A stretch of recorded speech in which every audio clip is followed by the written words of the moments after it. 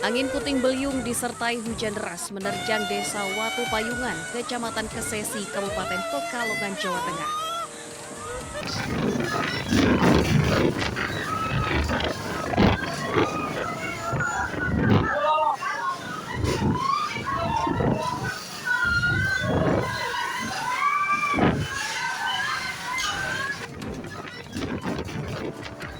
Warga panik saat angin kencang yang melanda merusak rumah mereka.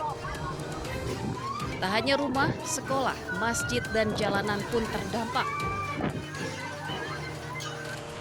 Kerusakan terparah terjadi di beberapa titik, diantaranya Desa Karangrejo, Desa Karyomukti, SMK NU Kesesi, serta area parkir RSUD Kesesi.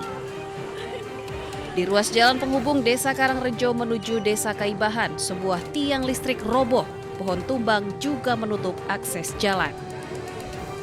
Tak ada korban jiwa dalam kejadian ini.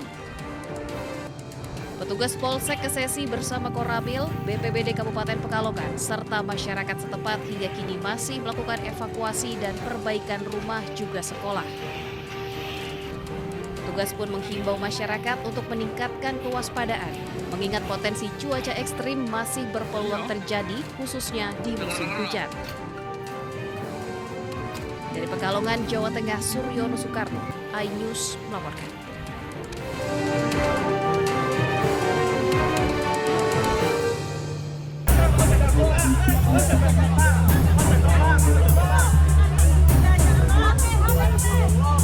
Sebuah truk bermuatan pasir terjun ke sungai di Banjarnegara, Jawa Tengah saat melintasi jembatan yang tiba-tiba ambruk.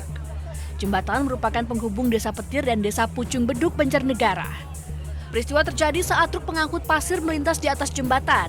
Lantaran tak kuat menahan beban, tiba-tiba runtuh hingga akhirnya truk terjun ke sungai.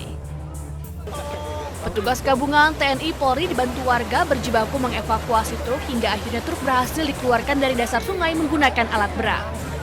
Sementara sopir truk mengalami luka ringan dan dibawa ke rumah sakit. Ada suara keras, saya lagi duduk di teras. Saya lari ke situ, ternyata udah ada mobil dam di sungai. Pasir Putih. Pasir Putih. Iya. Kondisi ini Pak, supirnya Pak gimana Pak? Aman kok, kondisi aman. Informasi awal dari Polsek dan masyarakat itu mengangkut pasir putih, mengalami luka namun ringan dan sudah dirawat di mana. Kami menghimbau kepada warga masyarakat, kami sudah laksanakan tadi sama teman-teman untuk mencegah masyarakat untuk menonton, apalagi sampai merapat di lokasi jembatan.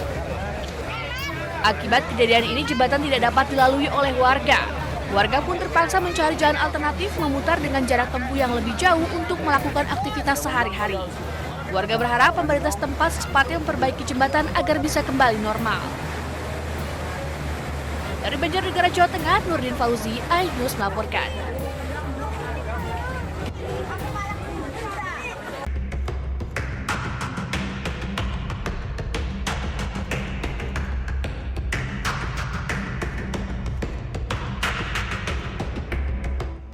Lima tersangka kasus suap pemeriksaan pajak di lingkungan KPP Madya Jakarta Utara periode 2021-2026 bungkam saat keluar Gedung Merah Putih KPK Minggu pagi.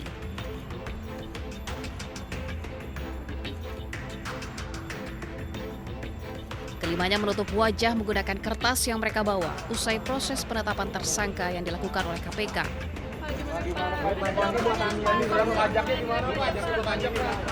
Deputi Penindakan dan Eksekusi KPK Asep Guntur Rahayu mengungkapkan kelima tersangka akan dilakukan penahanan selama 20 hari dari 11 Januari 2026 hingga 30 Januari 2026. Asep menambahkan tersangka meliputi DWB selaku Kepala KPP Madya Jakarta Utara, AGS selaku Kepala Seksi Pengawasan dan Konsultasi KPP Madya Jakarta Utara, ASB selaku Tim Penilai KPP Madya Jakarta Utara, ABD selaku Konsultan Pajak, dan EY selaku Staf PTWP. Dari Jakarta, Dilami Aulia, Yudi Richard, iNews melaporkan.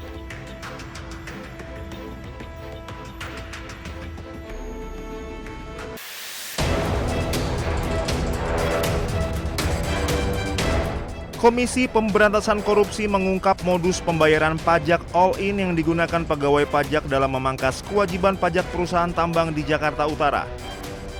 Pelaksana tugas Deputi Penindakan dan Eksekusi KPK Asep Guntur Rahayu mengatakan pajak perusahaan tambang dipangkas dari 75 miliar rupiah menjadi 15,7 miliar rupiah. Peristiwa ini bermula saat tim kantor pelayanan pajak Madya Jakarta Utara menemukan potensi kekurangan pembayaran PBB sekitar 75 miliar rupiah oleh PT Wana Tiara Persada untuk periode tahun 2023. Kemudian Kepala Seksi Pengawas dan Konsultasi KPP Madya Jakarta Utara Agus Syaifuddin menyepakati fee sebesar 4 miliar rupiah yang berujung pada diterbitkannya surat pemberitahuan hasil pemeriksaan dengan nilai pajak yang harus dibayar perusahaan hanya 15,7 miliar rupiah. KPK turut menyita barang bukti berupa uang tunai sebesar 793 juta rupiah, uang tunai 165.000 dolar Singapura atau setara 2,16 miliar rupiah, serta logam mulia seberat 1,3 kg senilai 3,42 miliar rupiah. Total nilai barang bukti mencapai 6,38 miliar rupiah. Dan membayarkan 4 miliar. Ya.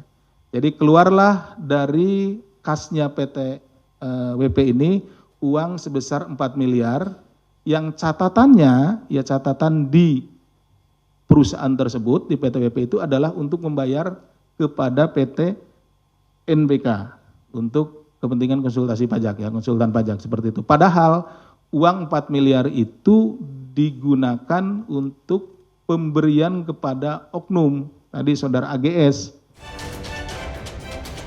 Sebelumnya KPK melakukan operasi tangkap tangan pertama di tahun 2026 pada 9 hingga 10 Januari 2026. Dalam operasi tangkap tangan tersebut, KPK menangkap 8 orang terkait dugaan pengaturan pajak di sektor pertambangan. Dari Jakarta, Ismalia Meidasari, Muhammad Julkarnain, Anyus melaporkan.